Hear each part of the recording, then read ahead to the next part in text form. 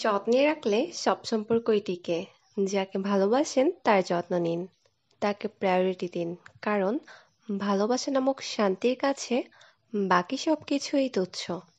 আসসালামু আলাইকুম everyone, this is Farzana Ayesha. Welcome back to my another blog video. আশা করছি সবাই ভালো আছেন। আমিও আপনাদের দোয়ায় আল্লাহর রহমতে ভালো আছি।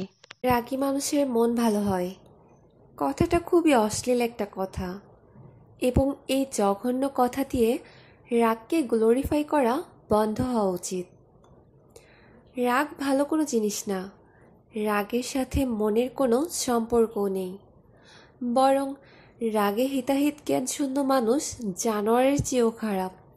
আমি দুঃখিত এভাবে বলার জন্য, তবে হ্যাঁ, এটাই সত্য। ধারণা করি রাগী মানুষের মন ভালো হয় কথাটার প্রচলন করা হয়েছিল ডোমেস্টিক ভায়োলেন্সকে জাস্টিফাই করার জন্য। আমাদের দাদার প্রজন্ম বা আমাদের বাবার প্রজন্ম বউ পেটানোর পর বা ছেলে মেয়েকে পেটানোর পর এ কথাটা ইউজ করতো। নিজের কুকর্মের দায় তারা চাপাতেন রাগের উপর দিয়ে। আবার সাধারণত নির্যাতিত হওয়ার পরেও ঘরের বউ বা ছেলে মেয়ের জবাব হতো এমন, আমার বাবার রাগটা একটু বেশি, কিন্তু মনটা কিন্তু অনেক ভালো।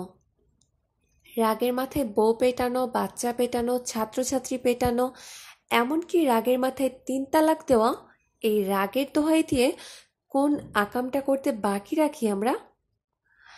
আপনার বাপ হোক আর দাদা হোক, রাগী যেই হোক না কেন, তাকে স্পষ্ট করে বলতে হবে রাগ একটা খারাপ জিনিস, বাজে জিনিস, অশ্লীল জিনিস।